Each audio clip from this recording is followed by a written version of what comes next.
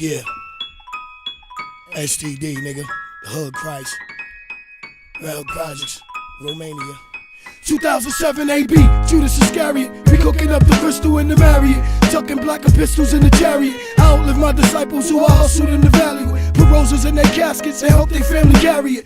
The reason why I still exist, cause I see omens. In the hood we stay, getting thrown up and frisked by the Romans. Too many gangsters' veins get pierced by the needle of Pontius Pilate. Pick up the shells, no fingerprints, homie, the conscious palate. Satan got date to making observations, tracing my occupation. They trying to infiltrate the congregation. For 30 pieces of silver, who the hell pierce your liver? Right into the hands of your enemies, you be delivered. These Jezebels and hotels spreading the plague, slaying the multitudes with the hellfire between their legs.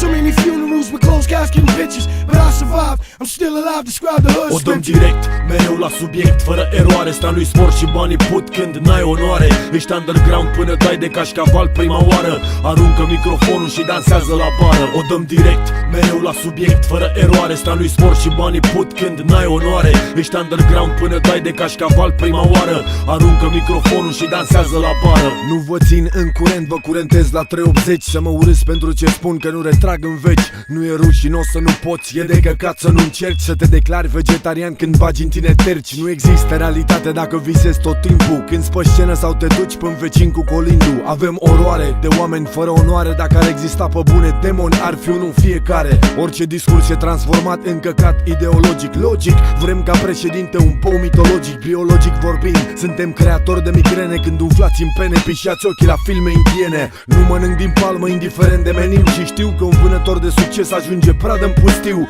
Țineți minte, și asta nu-i o ordonanță, că ascunși după cuvinte n-o să fiți în siguranță. Stop! Va sta ceasul biologic. Dacă eram în toate mințile, vă conduceam pe toți, e logic. De la paraziție încă una. Dacă alegi să asculti sau nu, mi-e tot una. De hip-hop ai învățat să-ți tragi pe cap gluga. Ești frumos să moară, mă, ta zici că ești desenat cu stânga. Scârbiți să vă vedem că sunteți de adevărat. Vorbiți doar de pizde, zlobos, de frustrați. Cu lanțul afară rupți în cur, dar duri. Vezi cum îți pui pulile în propoziție, că poate te înjuri. Ești un milog, îți iau femeia că pot. Îi bag pula în bot și dau un ea ca surd un clopot. Cam asta-i tot.